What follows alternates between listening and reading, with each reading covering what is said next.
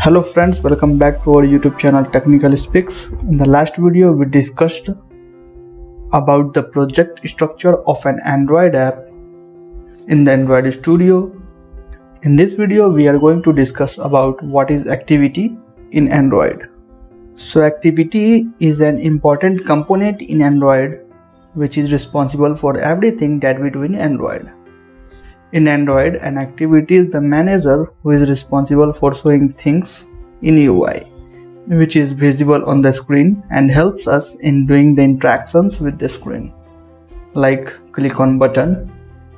In other words, interactions and visibility parts are handled by the activity.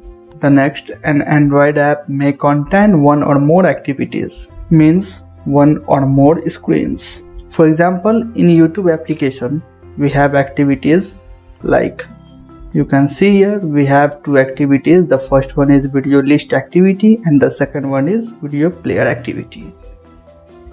The video list activity, the first one, is basically a Java Kotlin class which shows the list of videos with thumbnail images and let us click on them to play the videos. The video will further play another activity which is in video player activity. This video player activity is also a Java Kotlin class which plays the video. Below the video screen it shows the likes, comments and helps us in interacting with the screen.